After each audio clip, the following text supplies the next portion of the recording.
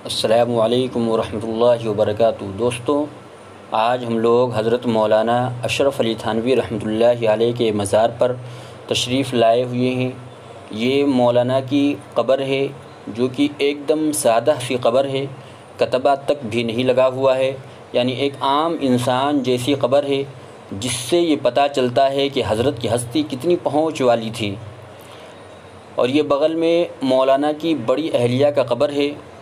छोटी अहलिया का इंतकाल मदीना में हुआ था और उनकी क़ब्र भी वहीं पर है।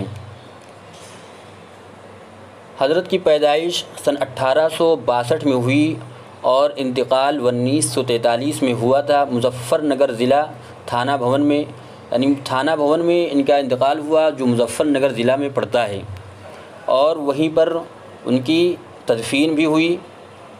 आगे हम आपको हज़रत की खानकाह और मकान को भी दिखाएंगे, इसलिए वीडियो के आखिर तक बने रहिएगा। और मौलाना के लिए 3 मरतबा कुल हुवल्लाहु अहद पढ़कर ईसाले सवाब ज़रूर कीजिएगा।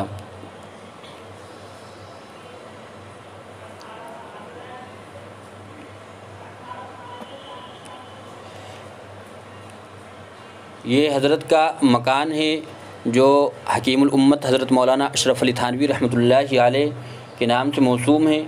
और इसी मकान में बैठकर बहुत सारी किताबें लिखी हैं, जिनमें से सबसे बड़ी और सबसे अहम किताब तफ़सीर की यानी बयानुल कुरान है, जिनके बारे में अल्लामा अनवर शाह कश्मीरी रहमतुल्लाह अलैह कहते हैं कि मैं समझता था कि उर्दू ज़बान में कोई इल्म ही नहीं है, लेकिन जब मैं बयानुल कुरान को पढ़ा तो पता चला कि उर्दू ज़बान में भी इल्म है।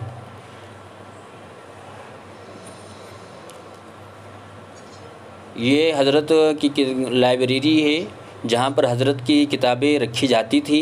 अब ये किताबें सारी मुंतकिल करके दूसरी जगह रखी गई है, जहाँ हज़रत जो एक खानकाह जहाँ हज़रत की है, वहाँ किताबें रखी गई हैं। और ये नीचे तहखाना है, उसी तहखाना में हम लेकर चलते हैं जहाँ हज़रत आराम करते थे। और इस खानकाह, इस हुजरे तहखाने के बारे में आता है कि जब अंग्रेज़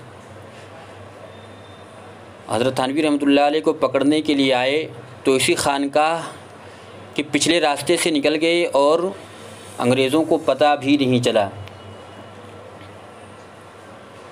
और ये इबादतगाह है, जहाँ हज़रत हकीमुल उम्मत मौलाना अशरफ़ अली थानवी रहमतुल्लाहि अलैह बैठकर इबादत किया करते थे, और यहीं पर बैठकर वज़ू भी करते थे, नमाज़ भी पढ़ते थे, और किताबों का मुताला भी किया करते थे यहीं से बैठ कर के।